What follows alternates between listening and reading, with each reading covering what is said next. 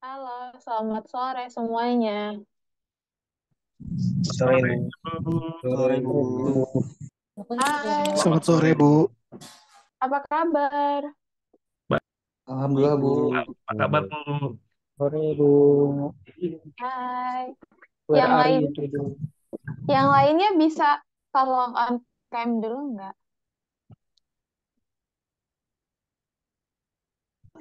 Halo Bu. Hai. Sebentar, sebentar. Halo, Bu.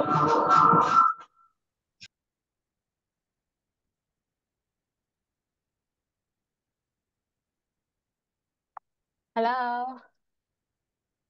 Gimana? Gimana kemarin nilainya? Bagus-bagus. Alhamdulillah Bu, bagus. Alhamdulillah bagus. Lulus semua tuh ya, nggak ada yang ngulang. Makasih ya Bu. Oke, sama-sama. eh Saya pikir saya nggak akan ketemu kalian lagi, tapi ternyata saya harus ngajar kalian lagi di mata kuliah yang berbeda.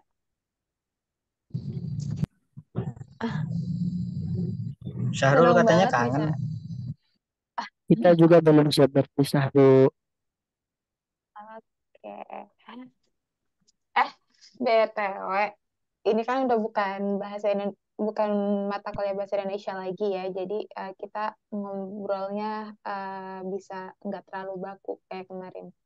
Jadi, kita ini kan mata kuliah pendidikan kewarganegaraan ya, betul? Betul. Ya Hmm, betul. betul, Bu. Oke. Jadi saya akan coba mentransfer ilmu saya yang minim sekali ini tentang pendidikan kewarganegaraan kepada kalian. Tapi sebelum saya memulai proses belajar mengajarnya, saya ingin diskusi dulu nih sama kalian. Sebenarnya untuk metode perkuliahan yang pernah saya berikan ke kalian di mata kuliah sebelumnya di semester yang lalu itu sudah cocok di kalian atau kalian perlu diganti teknik mengajarnya atau ya udah kayak kemarin aja Bu di blend gitu antara ceramah yang saya ngomong sendiri sama kalian tugas kelompok. Kira-kira gimana kalian dari kalian supaya kita kan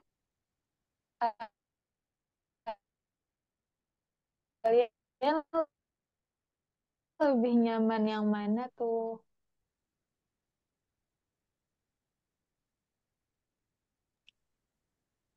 Ibu ngelek Bu. Halo,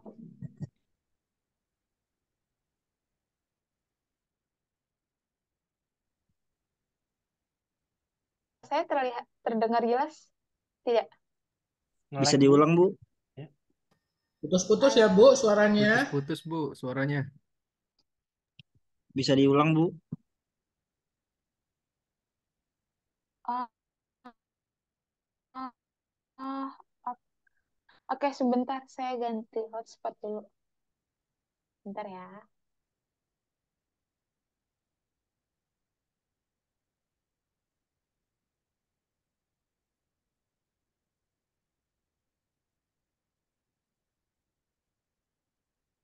Halo, halo, Ya Bu, kedengaran Bu. halo. Sudah jelas ya? Masih terputus-putus tidak suara saya? Sudah Bu, sudah. Udah aman, Bu. Udah ya? Oke, untuk perkuliahan semester ini, kira-kira kalian bakal lebih nyaman dengan teknik mengajar saya di semester lalu. Saya kasih teori, terus saya kasih materi terlebih dahulu di pertemuan-pertemuan sebelum UTS, kemudian kalian presentasi masing-masing kelompok, atau kira-kira kalian ada penawaran yang berbeda atau solusi yang berbeda untuk teknik pengajaran belajar mengajar kita semester ini. Kira-kira gimana? Ya, saya bisa paham sebenarnya kalian lebih nyaman belajar yang seperti apa gitu. Boleh saran nggak, Bu? Ya, silakan Purba. Gini, Bu. kalau menurut saya ya lebih lebih enak bahwa materi itu udah di-share mungkin sehari sebelumnya gitu Bu. Karena kan kita semua kan rata-rata itu kan bekerja. Mm-mm. Karena kalau kalau udah bekerja itu jadi minimal kita ada persiapan lah Bu. Mungkin 1 jam atau sebelumnya itu kita bisa ngeliat apa itu materi. Setelah itu mungkin kan kayak yang semester kemarin aja kita tuh kan banyak nih partisipannya. Mm-mm. Jadi selalu bermasalah di sisi absensi yang terlalu banyak menyita waktu lah. Nah, Ya. jadi dengan mungkin dengan adanya materi yang sebelumnya, terus kemudian manajemen manajemen absensinya yang lebih lebih apa itu lebih enak lagi, itu mungkin lebih banyak membantu kita juga Bu. Karena kan kalau yang absensi yang kemarin kan kita agak-agak banyak yang menyita waktu tuh masalah absensi juga tuh. Eh, Tuh. semester lalu saya kayaknya nggak pakai absensi deh. Nggak pernah pakai absensi ya. Untuk yang awal-awal kan pakai Bu, banyak itu. Oh, Terus akhirnya satu kan kali satu kali Ibu doang saya waktu itu pakai terus absensi. akhirnya kan ibu kan absensi pakai pakai tugas atau apa itu yang Mm-mm. kirim. Nah, eh, kalau menurut saya sih materi materi kayak materi disampaikan sebelumnya, kemudian kita baru bisa diskusi itu mungkin lebih lebih enak buat kita juga Bu, gitu caranya. Oke, oke. Terima kasih Purba. Terima kasih ya. Yang lain? Yang lain? Oke. Mungkin kuis kuis Ya, kenapa Arjuna? Kuis? Kenapa kuis? iya mungkin bisa ditambah kuis-kuis seperti itu Bu. Oke. Oke, terima kasih Arjuna. Yang lain? Sudah ya. Untuk ini sih Bu, untuk semacam kayak tugas akhirnya juga kayak kelompoknya gitu mungkin bisa diperbaiki gitu karena kemarin ngeliat juga kasihan teman-teman yang mendapat kelompok yang nggak aktif gitu Bu. Jadi Hmm. apa ya mungkin penilaian Bu Suci pasti ada cuman kan untuk mengerjakannya sendiri gitu kan rada ini kalau orangnya bukan yang benar-benar punya waktu. Oke, Jadi tapi dari kalian sebenarnya lebih nyaman tugas individu atau kelompok ya? Eh, kalau kami sih individu juga nggak apa-apa Bu, cuman kalau kelompok kayak kelompoknya ini udah tepat belum gitu Bu. Karena Hmm. kadang kalau kita udah apa ya, udah spend waktu juga gitu kan, semua orang pasti sibuk tapi kan ini tentang prioritas ya Bu. Mau dikerjain atau enggak. Oke, baik. Oke, saya tampung ya. Terus yang lain apakah ada lagi masukan untuk pembelajaran kita, proses belajar mengajar kita 1 semester ke depan? Tidak ada.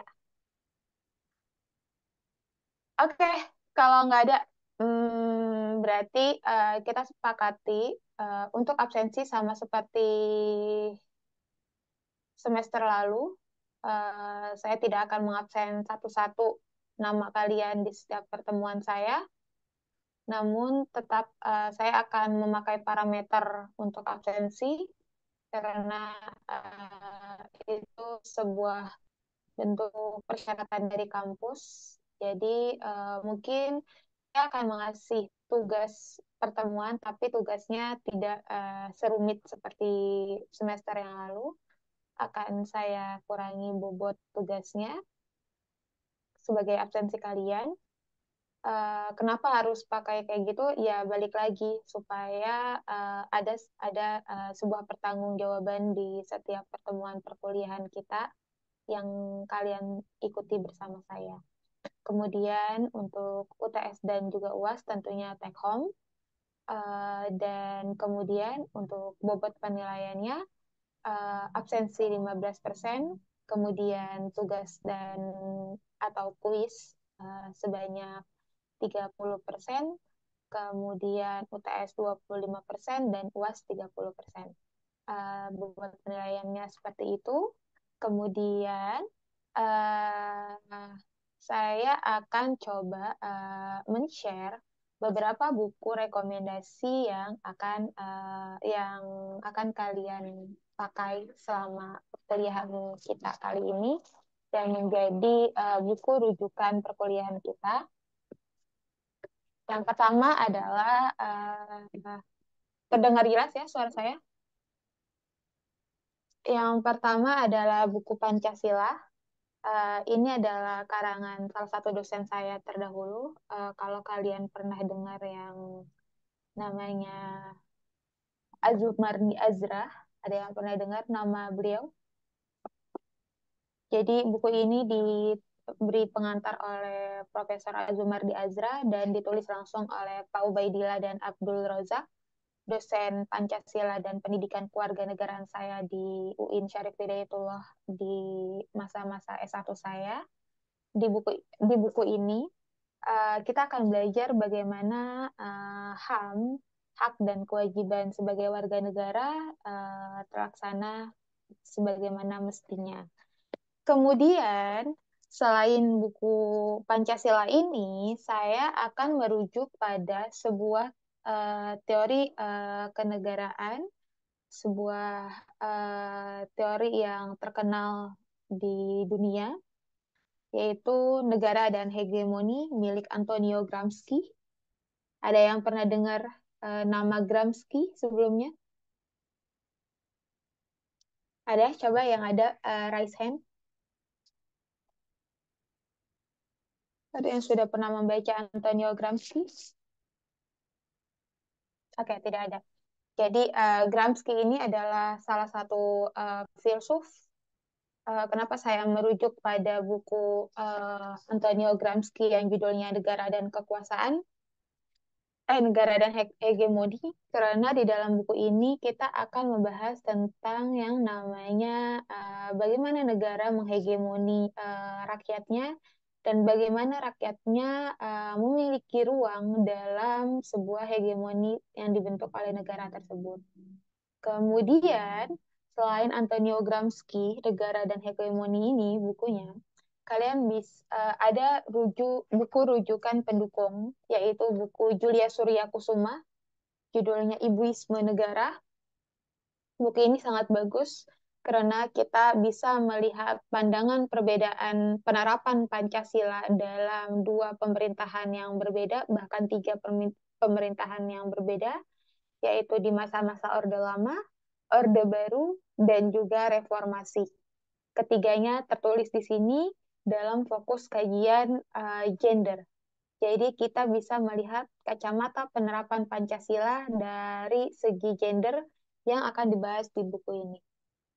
Oke, karena kalau kita membahas semuanya itu sangat luas dan saya ingin mengambil studi kasus untuk penerapan Pancasilanya yaitu dalam bidang gender karena mayoritas dari kalian adalah pria dan saya ingin kalian memahami hal tersebut untuk tentunya memutus penerapan patriarki di lingkungan kenegaraan kita. Oke. Kemudian sampai sini, apakah ada yang ingin bertanya terlebih dahulu mengenai buku rujukan? Sebelum saya lanjut masuk ke teori. Ada? Nggak ada? Nggak ada, Bu. Orang saya juga nggak akan baca bukunya gitu ya. Bu, mau nanya Bu, Ya, itu kita beli bukunya apa gimana ya Bu? Untuk buat belajarnya gitu Bu. Terima sebenarnya kasih. ya. Sebenarnya kalian bisa coba cari-cari e-booknya ya. Saya nggak tahu di Ipusnas tuh kalau nggak salah ada di e-booknya yang Ibuisme Negara. Dan kalau emang mesti beli, beli aja yang bekas. Banyak kok jual yang bekas. Oke, jadi nggak terlalu buang-buang duit kan. Gitu. Tuh. Coba cari-cari e-booknya ya. Terus saya waktu mahasiswa pasti nyarinya e-book karena nggak punya duit buat beli buku. Kemudian ada lagi.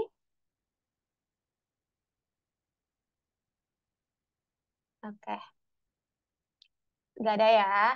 Kalau nggak ada, kita mau langsung lanjut ke materi karena kita udah kenalan kan, jadi nggak buang-buang waktu lebih banyak lagi. Tapi sebelum masuk ke materi, karena kita mata kuliahnya tentang pendidikan kewarganegaraan, saya mau mulai dari apakah kalian di pemilu tahun ini ikut berpartisipasi menjadi seorang penyoblos? Coba raise hand. Saya mau lihat. Oke.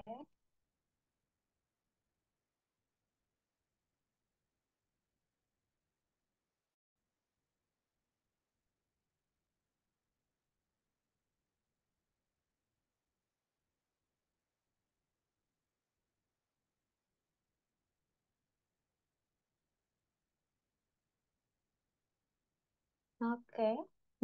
Dari 54 mahasiswa yang raise hand nyoblos. Oke. Oke. Cukup banyak yang nggak raise hand ya. Ini yang nggak raise hand nggak nyoblos atau gimana? Oke. Terima kasih. Ternyata mahasiswa-mahasiswa saya ikut berpartisipasi. Pertanyaan kedua adalah kita bisa mulai brainstorming dari apakah ketika kalian mencoblos, kalian melakukan pencoblosan tersebut secara asal-asalan? Siapa yang nyoblos tapi ngasal? Coba raise hand. Saya mau tahu. Siapa yang nyoblos tapi ngasal? Saya Bu, random Bu. Oke. Siapa yang Saya nyoblos tapi ikut, Bu. ngasal? Saya cuman coblos DPD sama presiden, Bu. Yang lain saya nggak tahu. Oke. Bu, Ada ya, kalau ternyata kalau nyoblos tapi kertasnya nggak dibuka, raise hand nggak, Bu? itu mah ngasal versi levelnya level tinggi tuh.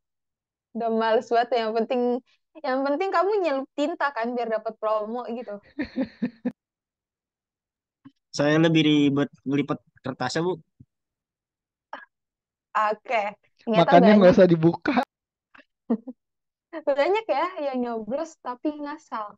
Dan terakhir, siapa yang nyoblos tapi riset pilihannya terlebih dahulu, bener-bener riset.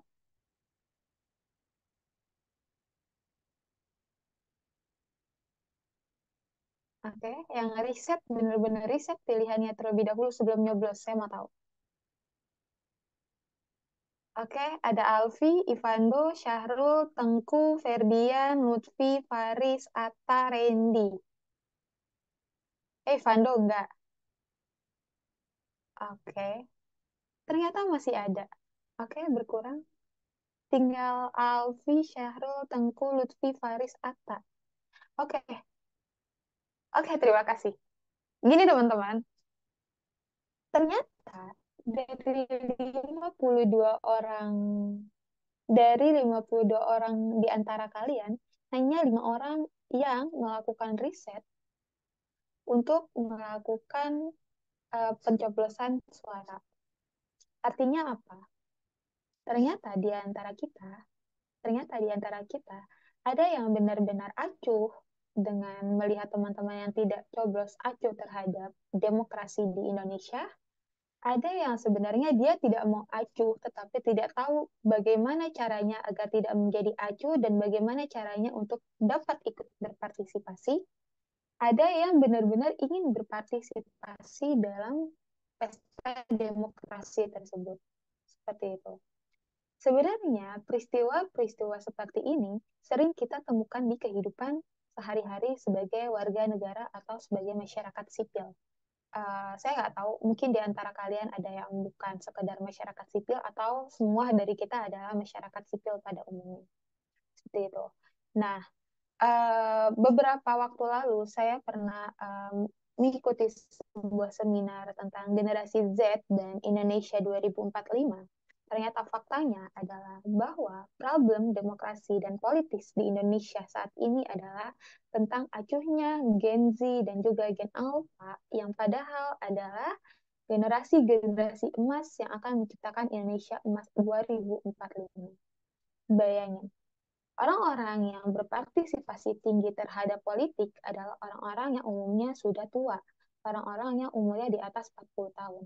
Kemudian berapa puluh tahun lagi, 20 tahun ke depan lagi, 21 tahun ke depan lagi, mereka sudah tidak produktif, tetapi digantikan oleh generasi harapan bangsa yang ternyata mereka nggak peduli sama bangsanya sendiri. Bayangin betapa hancurnya negara kita nanti kalau peristiwa ini benar-benar tetap terjadi hingga nanti. Mungkin kalau hari ini kita menemukan teman-teman yang melakukan pemilihan secara asal-asalan, tidak menutup kemungkinan negara kita akan dipimpin oleh orang-orang yang juga asal-asalan dalam memimpin. Sesimpel itu saja. Karena sebenarnya demokrasi itu dimulai dari akar. Nah, akarnya adalah sekecil sebuah pesta demokrasi. Seperti itu. Oke? Nah, itu brainstorming untuk perkuliahan pendidikan kewarganegaraan. Nah, sekarang saya ingin bertanya kepada kalian.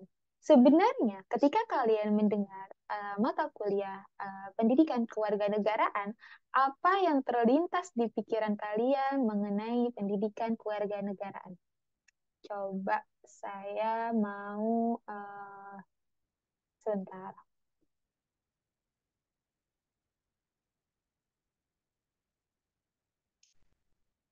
Coba saya share screen, terus kalian sebutkan.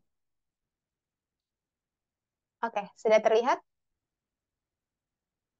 Coba sebutkan apa yang terlintas di pikiran kalian tentang pendidikan kewarganegaraan. Pancasila, Bu.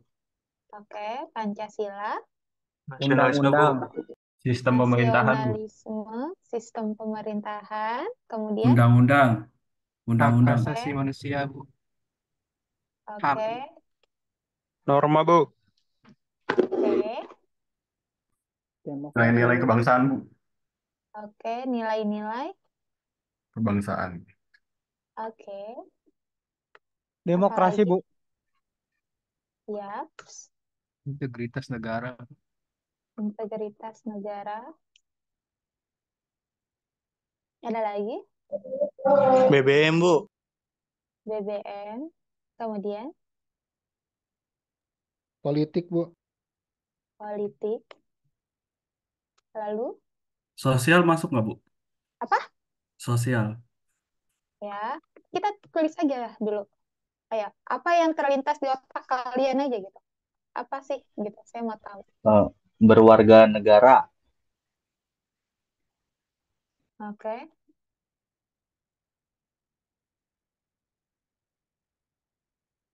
Oke, ada lagi? Udah? Hukum. Hukum.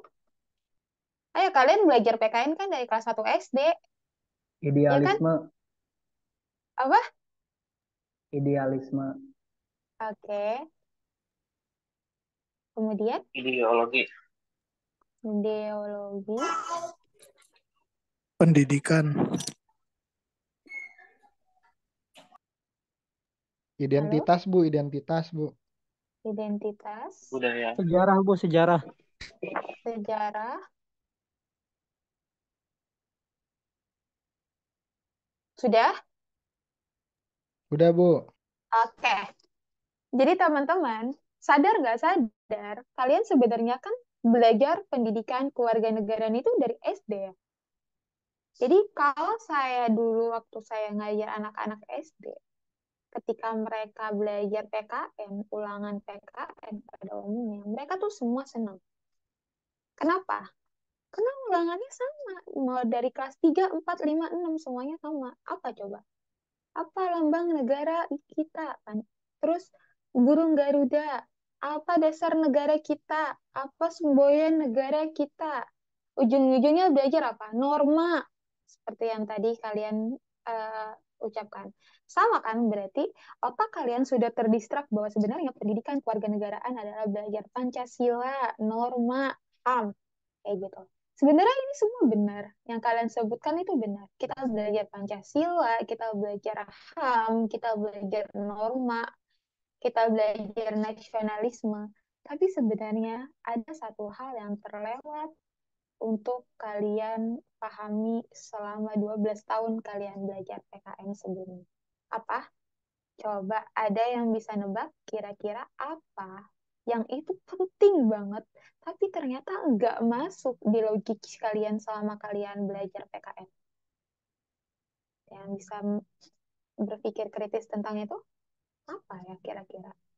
Itu padahal kayak, itu tuh kalau kita paham tuh dari SD tuh, kena tuh, gitu, di pikiran kita. Tapi sayangnya, selama orang-orang belajar PKN, jarang banget yang ngena ke situ. Apa coba kira-kira? Interaksi sosial, Bu. Kritik, Bu. Interaksi sosial. Demokrasi.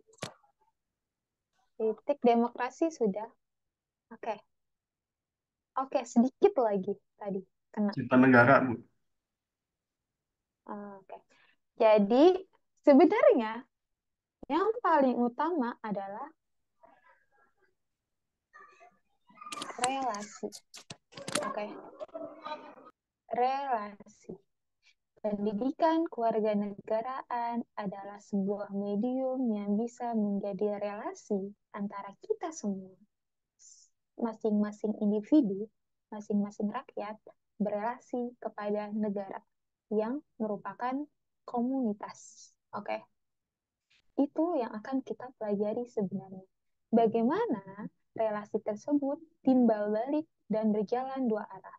Bagaimana kita berusaha menciptakan relasi dua arah yang baik dan sehat terhadap negara. Itu adalah hal yang sangat penting dan poin utama dari sebuah mata kuliah pendidikan kewarganegaraan. Jadi, sebentar, saya share PPT-nya.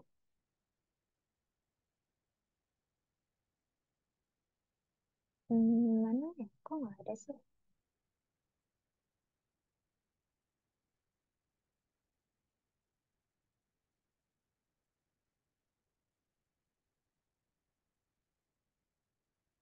Oke, terlihat?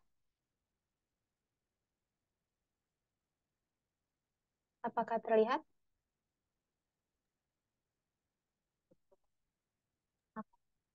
Jadi, hakikat pendidikan kewarganegaraan adalah relasi antara masyarakat dan negara. Maaf, ini panahnya kurang satu. Dan negara masyarakat. Oke? Kita berusaha untuk mempelajari relasi ini. Kenapa? Karena kalau relasi ini sudah berjalan dengan sehat, maka kita akan menciptakan sebuah kedamaian dalam bernegara. Kemudian pendidikan kewarganegaraan juga mempelajari antara relasi, hak, dan juga kewajiban yang harusnya berjalan dua arah. Kenapa seperti itu? Karena kadangkala kita sebagai warga negara banyak meminta hak kepada negara tetapi lupa terhadap kewajiban kita. Nah, itu yang salah. Padahal sebenarnya sebuah hak akan kita dapatkan setelah kita mengerjakan kewajiban. Dan kewajiban hadir ketika kita telah mendapat hak. Jadi keduanya sebenarnya sebuah relasi dua arah. Oke? Sampai sini dapat dipahami? Paham, Bu. Oke, paham ya. Kemudian, nih. Kemudian, sebenarnya tujuan lainnya adalah untuk mencapai tujuan dan cita-cita nasional, yaitu pemerintah negara Indonesia melindungi segenap bangsa Indonesia dan seluruh tumpah darah Indonesia, memajukan kesejahteraan umum, ikut mencerdaskan kehidupan bangsa, dan melaksanakan ketertiban dunia. Oke, kalimat ini mungkin nggak asing di kalian, atau jangan-jangan benar-benar asing, ada yang asing di telinga kalian. Coba kalian ingat-ingat, kalimat ini ada di mana? Pembukaan undang-undang. Oke. Undang-undang, Bu. Pembukaan Undang-Undang Undang-Undang Dasar 1945. Ada yang ingat terdapat di alinea berapa? Alinea keempat, Bu. Oke, alinea keempat. Pinter. Berarti masih ingat ya. Jadi tujuan negara kita memang ada di pembukaan Undang-Undang Dasar 1945 di alinea keempat. Nah, mata kuliah ini mencoba untuk bagaimana caranya membantu untuk mewujudkan tujuan dan cita-cita nasional. Tapi sebenarnya menurut saya fokus kita adalah bagaimana menjadi individu atau warga negara yang baik saja itu sudah sangat cukup dan sangat membantu untuk tujuan dan cita-cita nasional. Dan bagaimana caranya akan kita pelajari di mata kuliah ini. Nah, yang pertama adalah saya akan mencoba untuk mengantarkan kalian untuk mengambil sikap yang bertanggung jawab sesuai dengan hati nurani. Kenapa ini harus di-highlight? Karena terkadang beberapa kebijakan yang kita ambil itu hanya berdasarkan itu tidak berdasarkan dengan hati nurani kita gitu. Karena kita merasa terhimpit, karena kita merasa mesti melakukan tersebut, sehingga kita melupakan bahwa sebenarnya yang kita lakukan adalah bukan hal-hal yang baik dan tidak seharusnya dilakukan seperti itu. Kemudian saya coba untuk menghantarkan kalian untuk mengenali masalah hidup dan kesejahteraan dan cara-cara pemecahannya. Nanti saya akan coba memberikan beberapa studi kasus yang terjadi di negara kita untuk memahami bagaimana seharusnya kita mengambil langkah ketika menemukan studi kasus tersebut. Kemudian mengenali perubahan-perubahan yang berkembang, ilmu pengetahuan, teknologi, dan seni. Oke, ini highlight banget karena saya merasa bosen banget dulu belajar PKN karena isinya cuman kayak baca buku, dengerin ceramah, kayak gitu. Dan saya nggak mau mahasiswa-mahasiswa saya merasakan hal yang sama seperti saya. Maka dari itu, saya akan memberikan kalian nanti rujukan seperti lagu, kemudian pentas teater, atau film, atau puisi, dan produk-produk budaya lainnya. Karena ternyata produk-produk budaya adalah sesuatu yang kaya akan perjalanan sejarah bangsa.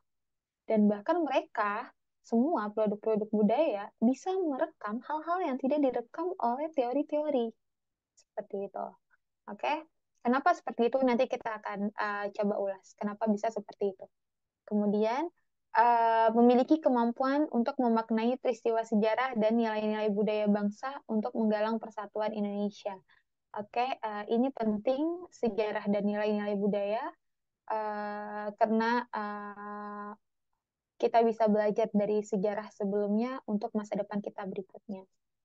Kemudian, landasan Pancasila yaitu ada di pembukaan undang-undang, kemudian zaman dulu kita ada yang namanya Republik Indonesia Serikat di tahun 1949, kemudian berubah menjadi Undang-Undang Dasar UUD 1950, kemudian akhirnya kita kembali lagi pada Konstitusi UUD 1945.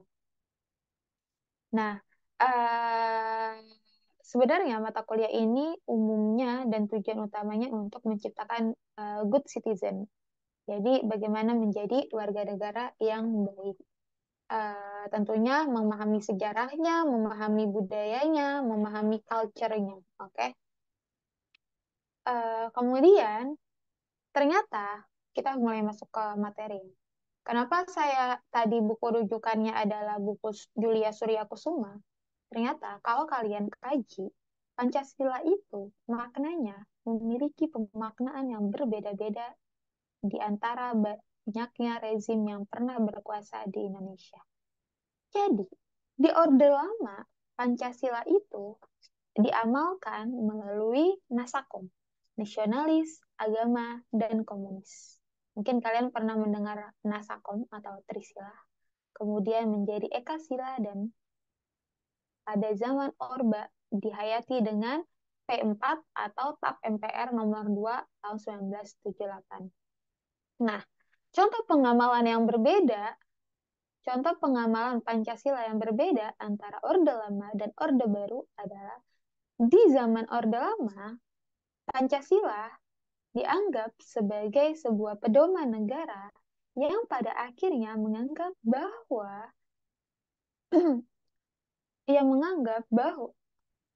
sebentar.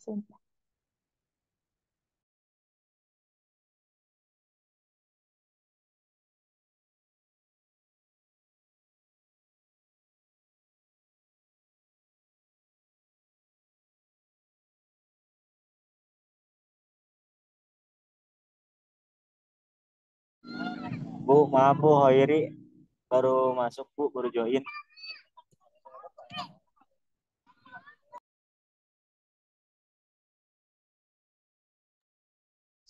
Halo, maaf ada Bu, sedikit maaf gangguan. Bu. Oke, Muhammad Hayri baru join Bu. iya, Maaf, Bu. oke, Saya oke. juga Bagaimana sebelumnya cara salah jadwal Bu. Oke, Ya, Pak. bagaimana cara kita melihat perbedaan pengamalan Pancasila dari satu rezim ke rezim yang lainnya? Di zaman Orde Baru, Pancasila diamalkan sebagai sebuah pedoman yang ternyata menggiring bahwa laki-laki adalah sebuah pihak yang sangat memimpin tinggi apapun keadaannya dan sangat mengungkapkan ketidaksetaraan gender di dalamnya dan menganggap itu adalah salah satu bentuk pengamalan Pancasila. Nah, di zaman reformasi, pengamalan Pancasila mulai diubah, yaitu menerapkan amalan Pancasila yang di dalamnya terdapat di dalam salah satu sila adalah keadilan. Keadilan tersebut diterapkan melalui adanya kesetaraan gender yang terjadi di masa-masa reformasi. Contoh kecil dari pengamalan Pancasila yang berbeda bisa kita lihat dalam studi kasus. Di zaman Orde Baru, kata-kata perempuan sangat dicoreng karena dianggap superpower. Jadi, di zaman Orde Baru, orang-orang itu nggak ada yang ngomong dia perempuan, tetapi ngomongnya adalah dia wanita. Kemudian, di zaman reformasi, wanita sudah tidak lagi dipakai, jarang dipakai, tetapi digunakanlah kata perempuan yang lebih superpower. Oke, itu salah satu perbedaan pengamalan dalam sistem keadilan yang ada di salah satu sila Pancasila. Kemudian, makanya nggak heran kalau di zaman Orde Baru perempuan-perempuan yang menjadi istri TNI dan sebagainya ikut memiliki seragam dan menjadi perempuan kedinasan. Itu sebenarnya adalah warisan Orde Baru yang ternyata masih diterapkan sampai sekarang oleh negara. Sayangnya penerapan tersebut mulai disadari adanya kesenjangan oleh orang-orang di masa sekarang. Kemudian, Pancasila adalah dasar dari pemerintahan Indonesia, semua peraturan perundangan, aparatur negara dan aparatur pemerintahan, dan kehidupan berbangsa dan bernegara. Nah, karena Pancasila ini adalah dasar dari pemerintahan Indonesia, maka banyak sekali pasal-pasal dan juga kenyataan-kenyataan yang terjadi di masyarakat kita landasannya Pancasila, tetapi sayangnya mereka menafsirkannya keliru. Gitu. Ada kekeliruan penafsiran yang pada akhirnya tidak merujuk pada makna Pancasila itu sebenarnya. Kemudian ada landasan filosofis. Ketika kita belajar mengenai Pancasila, ada 3 landasan. Yang pertama ada landasan filosofis, kemudian ada landasan yuridis, dan ada landasan sosiologis atau sejarah. Kemudian landasan filosofis itu adalah sebenarnya Pancasila itu sudah ada sebelum sebenarnya Pancasila itu sudah diamalkan oleh masyarakat Indonesia dari sebelum Pancasila itu hadir sebagai dasar negara Indonesia. Contohnya, masyarakat Indonesia itu sudah bertuhan, sudah memiliki Tuhan sebelum adanya Pancasila. Oke? Buktinya adalah ada banyak sekali kerajaan-kerajaan berbasis agama sebelum Pancasila ini dibentuk. Itu artinya Pancasila adalah sebuah rumusan yang diambil dari fenomena-fenomena yang sudah ada di Indonesia. Dirumuskan, kemudian dijadikan sebagai dasar negara. Seperti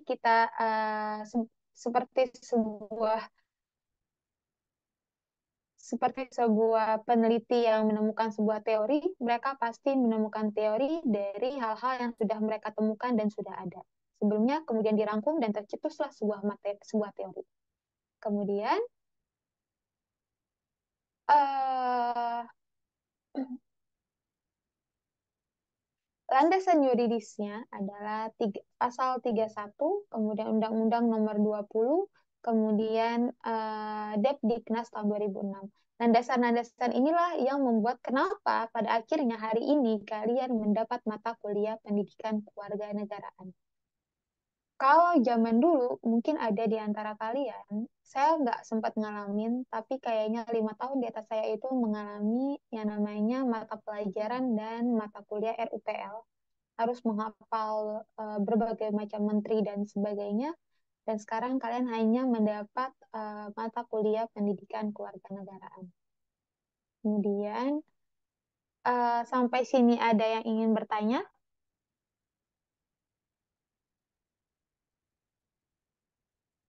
Ada yang ingin bertanya? Dari poin yang presentasi tadi, Bu, antara hubungannya yang relasi itu dengan banyaknya poin yang tercakup dalam UUD tadi itu, yang Ibu jelasin itu poinnya kemana ya, Bu? Yang sesuai itu, yang relasi. Yang relasi.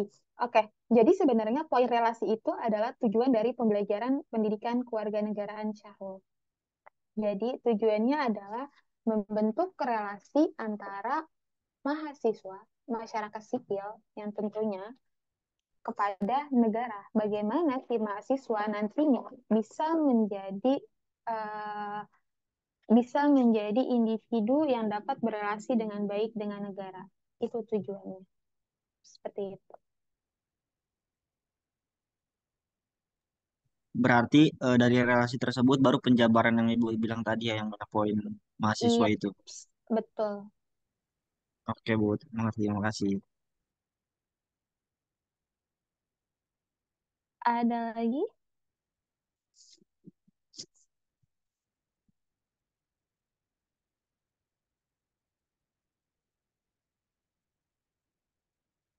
Ada lagi pertanyaannya?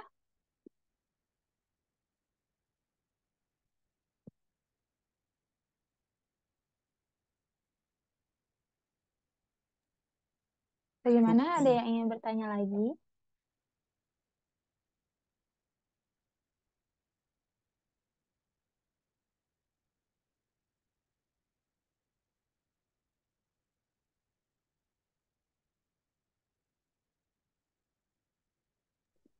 Cukup, Bu. Cukup. Yang lain bagaimana di pertemuan pertama untuk brainstorming ini? Cukup jelas, Bu. Cukup jelas ya. Untuk materinya nanti di-share nggak, Bu? Iya, tapi di e-learning ternyata belum ada ya mata kuliah kita. Di grup WhatsApp yang kemarin aja, Bu, yang bahasa Indonesia. Oke, boleh. Tapi nanti kalian tolong lapor ke akademik ya, karena e-learning untuk mata kuliah kita belum ada kan. Kayak Siap, gitu. Bu. Mau nanya Bu, itu kalau soal grup masih yang sama apa yang beda Bu? Mau dibikin lagi? Masih Udah sama itu. yang itu aja, nggak apa-apa. Oh, masih sama ya Bu? Takutnya beda lagi. Oke, Bu, oke ntar ini lagi kan ada. puasa, Bu ya. Iya, bentar Berarti lagi kita puasa. ngabuburit di sini, Bu ya. Nah, itu saya mau tanya ke kalian. Kalian gimana enaknya? Ngabuburit online aja online. Sehabis Terus sahur saya kali Bu ya. terus saya kultum gitu ya? Iya, Bu, kuliah 7 menit. Ada Mas, Mas. Oke, Kita, kita bu, tuh bu, perkuliahan di bulan puasa ada berapa kali pertemuan ya? 4, Bu. Kita puasa tanggal berapa ya? Tanggal Tanggal 10. 12, 10. 12. Tanggal berapa? Oh, 12 ya? Tanggal 10. Tanggal 10 Mas. 11, tanggal Tanggal 11. 11.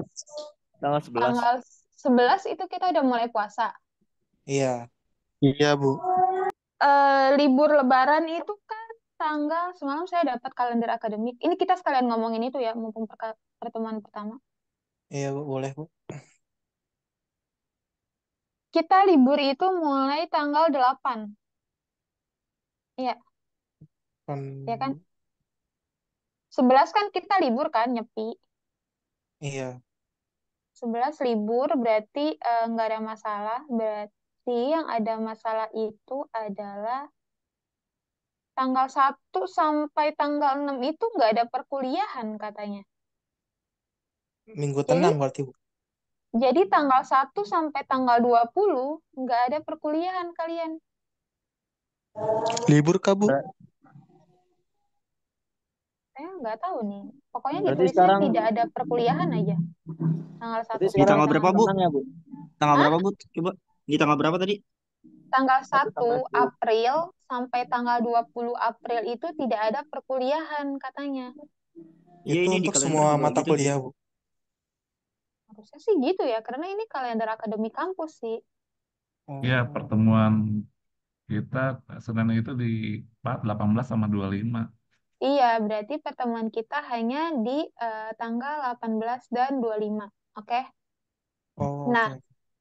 kalian mau dimajuin jadi jam 4 sampai jam 6 aja atau gimana? Pulangnya jam 5 sih, Bu. Ya, maksudnya perkuliahannya dimajuin. Iya, Iya. Iya. perkuliahannya dimajuin biar kalian bisa buka puasa dan sebagainya atau gimana nih kalian enaknya? Atau mau diubah jadi Sabtu Minggu? Sabtu atau Minggu? Lebih Emang sahur kali, Bu. bisa. Gak bisa sahur. Sahur. Nggak bisa sahur juga, Mas. Nggak bisa, nggak bisa. Habis sahur Nggak berangkat bisa, kerja Mas. pagi-pagi. Iya, Sekalian saya juga nggak mau lah habis sahur. Tidur lagi. sekalian Kalau ukur aja kalau Bu opsi Suci. ini Bu, kalau opsi asinkronus dengan kuis gimana Bu? Kuisnya esai misalnya gitu. Saya tuh ngerasa lari dari tanggung jawab ya kalau nggak ada pertemuan perkuliahan. Kayak, Iya. emangnya Nah, kalian mau ya kayak gitu? Untuk di bulan puasa aja sih Kalau sebenarnya saya Bu, sih kalau dalam tetap hipotesa aja. saya. Kalau saya kayak ngerasa, masa saya nggak ngajarin kalian gitu. Saya merasa iya. bersalah kayak gitu. Karena dulu saya waktu kuliah kalau dosen nggak masuk, saya kesel banget. Saya malah gabut, Bu, kalau nggak ada kuliah, Bu. Kenapa? Ya, gimana Malah gabut, Bu, dimajuin? kalau nggak ada kuliah. Iya. Jadi Sabtu Gimana Minggu nih? apa jam 4 nih?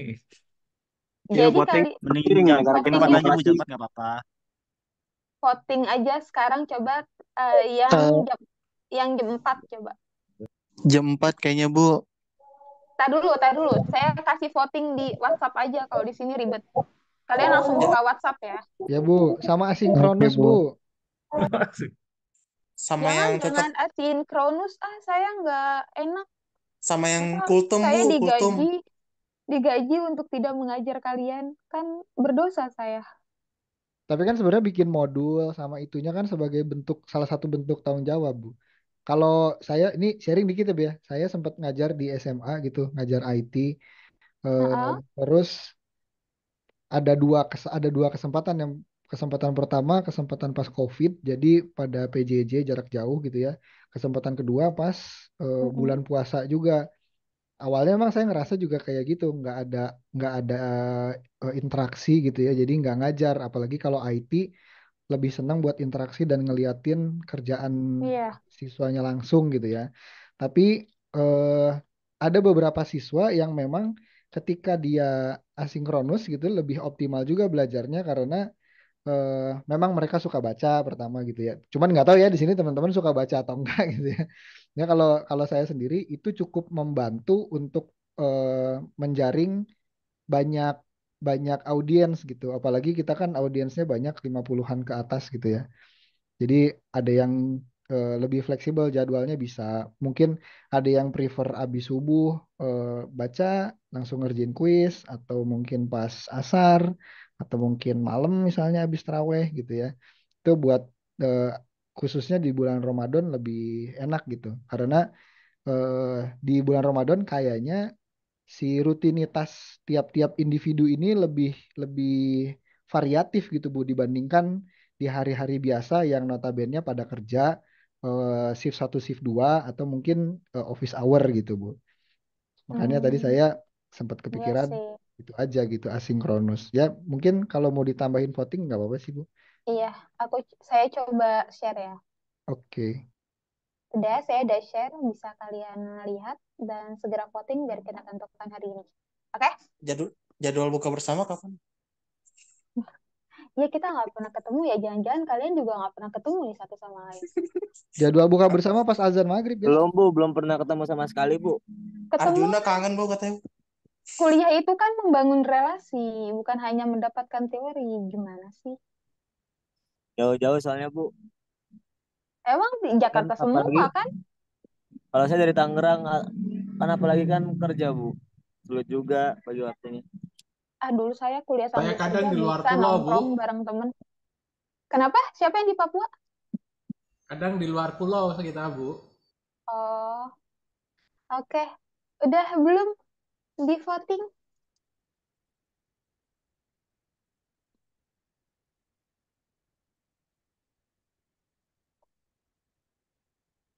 Tapi kalau buat yang mata kuliah jam 7 sampai jam 9 tuh kan tarawih ya.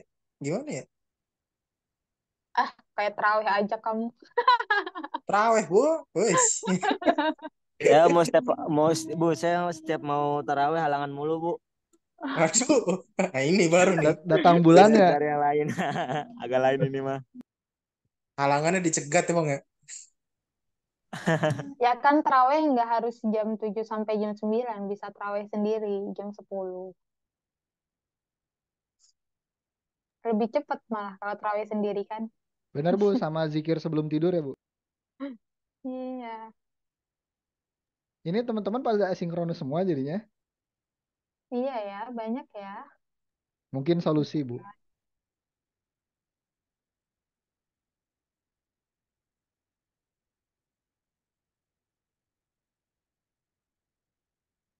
Oke, kita tunggu 5 menit lagi ya sambil ngobrol-ngobrol. Kan maghrib setengah 7 Tapi kan. tapi kalau asinkron Ibu bikin materi di e-learning berarti terus ada video apa cuman kayak itu doang Bu? Kayak tugas gitu Bu? Saya sih langsung pikiran nih idenya kalau misalkan asinkron mau kayak gimana. Sebentar ya, Kalau kita tunggu dulu. Ya, polling sementara asinkronus masih menang memimpin.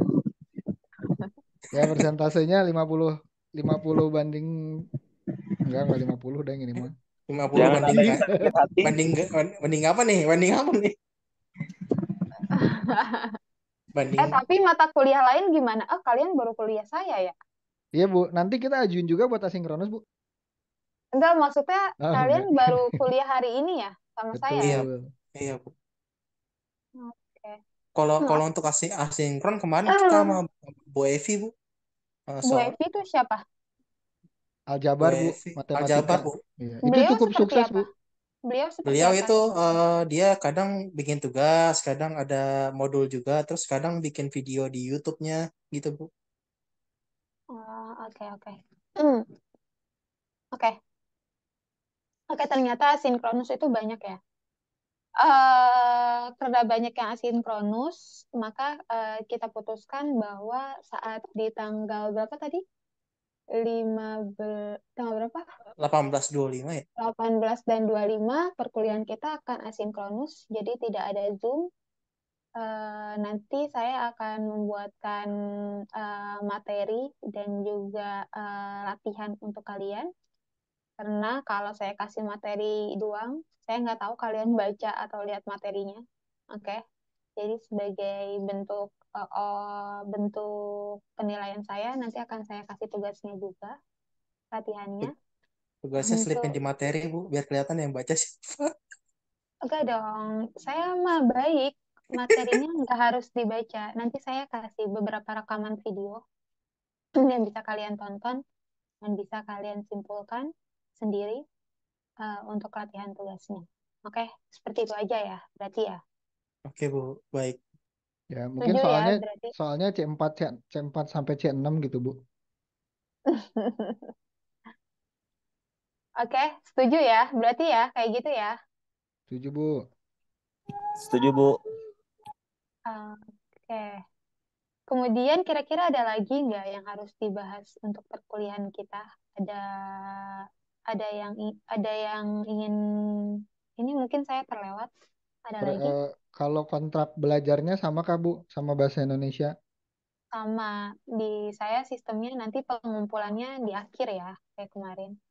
Dan pastikan kalian mengumpulkan dan jangan dikunci nanti ya untuk tugas-tugas kalian kalau share di Google Doc. Pokoknya semuanya Baik, by Google Doc ya. Karena oke Bu. kalau e-learning itu kan dia nggak berurutan ya e-learningnya ya. Dan itu sangat membuat saya kesulitan saat menginput nilai. Saya takut ada yang salah nama, kemudian terlewat. Makanya solusinya adalah saya bikin Google Sheet kayak kemarin gitu. Oke? Oke, Bu. Kemungkinan juga blog kalian masih akan terpakai karena beberapa tugas akan dialokasikan ke blog. Oke? Baik. Nah, lo yang bayar web gimana tuh? Murah kan bayar WordPress? Kenapa harus bayar? Iya, kenapa harus bayar? Kan ada yang gratis. Emang ada yang bikin bayar? Kayaknya kemarin saya cek nggak ada deh blogger sama WordPress semua yang Saya gratis. bayar, Bu. Oh, Kemarin kamu katanya ada bayar? yang bayar. Oh, itu. Domainnya bayar, Bu. Domainnya bayar, Bu. Cuman kan memang ya sudah punya dari lama, jadi dipakai aja. Oh, oke. Oke, berarti kayak gitu ya tugasnya ya. Kita Spill, Bu, mencoba spill. spill apa? Tugasnya apa? Kalian tahu nggak sih kalau kalian mau belajar tentang sejarah dan kewarganegaraan yang paling terdekat saat ini adalah kalian bisa nonton film Exil. Ada yang udah pernah nonton? Ada yang udah nonton? Apa, Bu? Lagi tayang Film tuh di film X1. apa? Exil, Exil, Exile. Exil. Jangan Exile. sosokan Inggris. Exil, Exil. Ada yang nonton? Udah nonton? Nonton di mana, Bu? XX1. Belum Kalau nggak belum salah di Jakarta itu cuman di Plaza Senayan, di Tangerang itu cuman ada di Aeon mana gitu. Tadi kata Baru anak. mau nonton Ex Huma, Bu. baru nonton Beneran agak deh. lain, Bu, kemarin, Bu. Ex Huma. Beneran deh. Kemarin Avatar, Bu. Kalian nonton Exil deh. Kalian bakal tahu sejarah tentang Indonesia di situ yang benar-benar relate karena itu seperti dokumenter dan sangat nyata. Kalian bisa Ibu nonton itu. udah nonton Dirty Vote, Bu? Belum habis. Walaupun bagus tapi sangat membosankan bagi saya. Nontonnya sama ibu biar sekalian dijelasin, Bu. Oke, kalian bisa nonton Exil. Pertama, film-film yang saya rekomendasikan untuk pembelajaran sejarah dan kewarganegaraan. Pertama, Exil, yang lagi tayang di bioskop saat ini. Yang kedua adalah Laut Bercerita, yang diambil dari novelnya Leila Eskudori. Judulnya sama, Laut Bercerita. Hanya saja Laut Bercerita tidak diputar di bioskop-bioskop komersial dan juga tidak tayang di streaming seperti Netflix dan sebagainya. Tapi kalian bisa nonton Laut Bercerita ketika PH-nya itu mengadakan nonton bareng dan cukup sering mengadakan nonton bareng plus pengkajian tentang film tersebut. Itu dua film yang menurut saya bagus untuk memahami tentang sejarah bangsa kita. Sayang Oke. cuma bentar, Bu. Tayang di mana itu? Laut Bercerita pernah emang ya tayang Enggak, di di XX? itu di yang screeningnya. Pantau IG-nya Bu Prita. Iya, Kemarin di Zoom kan terakhir. iya. Jadi dia suka nobar-nobar kayak gitu doang. Nah, kalau ada nobar-nobar kayak gitu, kalian bisa tonton tuh Laut Bercerita. Ya, Bagus. durasinya pendek banget tapi Bu, ya, memang short Mm-mm. movie sih ya. Short tapi sangat ngena gitu. Kan Tapi kalau pastikan kalau bukunya nonton tebel itu tuh kan. kayaknya baca dulu, Bu. Sebenarnya nggak perlu karena kayaknya nonton aja udah paham gitu. Karena alurnya bagus, progresif gitu. Tapi Cuma ada kalau beberapa kalian yang mau di buku baca, nggak ada ya. iyalah pasti. Kalau kalian mau baca dulu, kalian bisa baca beberapa rekomendasi karya produk budaya itu atau karya sastra yang mengulas tentang sejarah Indonesia dan kewarganegaraannya. Ada yang pertama novel Pulang, Pulang tapi bukan Terelie ya. Pulang Leila Eskudori, Laut Bercerita Leila Eskudori. Itu bisa kalian baca dua novel beliau, Pulang dan Laut Bercerita, itu sangat bagus. Dan ada Saman, Saman dari Ayu Utami, itu juga bagus untuk dibaca untuk memahami sejarah bangsa kita. Oke. Terus ada A.A. Nafis, kumpulan cerpennya A.A. Nafis itu juga bagus untuk dibaca. Judulnya Jalan Lain Menuju Roma. Itu ada tentang ilmu-ilmu tentang kewarganegaraan di dalam cerpen-cerpennya, terutama di masa-masa bagaimana terbentuknya Pancasila dan era penjajahan di Indonesia. Seperti itu. banyak sebenarnya. Kalian bisa belajar banyak sekali tentang sejarah dan kewarganegaraan dari produk-produk yang tidak formal seperti buku-buku teori, buku-buku perkuliahan, tapi justru akan lebih ngena kalau kalian nonton atau mengkonsumsi produk-produk budaya seperti itu. Gitu. Oke, apakah ada yang ingin bertanya lagi? Tidak ada. Sudah maghrib. Apakah kita cukupkan sampai di sini untuk pertemuan pertama? Cukup, Bu. Cukup, Bu. Baik, Bu. Cukup, Bu. Cukup ya. Sudah ke Cukup brainstorming jelas, atau Bu. udah tahu ya. Nanti kita ini satu semester mau ngapain udah tahu ya. Oke, terima kasih banyak teman-teman sudah hadir di kuliah saya. Semoga perkuliahan kita satu semester ini berjalan dengan lancar seperti sebelumnya. Semangat beraktivitas kembali dan cukup sekian dan terima kasih. Assalamualaikum. Waalaikumsalam. Waalaikumsalam. Waalaikumsalam. Terima kasih, Bu. Waalaikumsalam warahmatullahi wabarakatuh. Terima kasih, Bu. Ini masih ada matkulnya, Mas. Sudah, kita pulang. Tadi udah absen belum sih, Mas? Ya, Mas, lanjut lebaran lagi. Ini saya ketinggalan ini belum di absen, Mas. Gimana ya? Telat tadi. Enggak, Mas. Tadi salah masuk ini apa tuh? Matkul. Nungguin Nggak sejam. masukin tuh, Bra. Nggak di absen, Mas. Oh, nggak ada absen. Soalnya tadi di grup bilangnya absen. Berarti ini udah gak ada matkul lagi nih, Mas.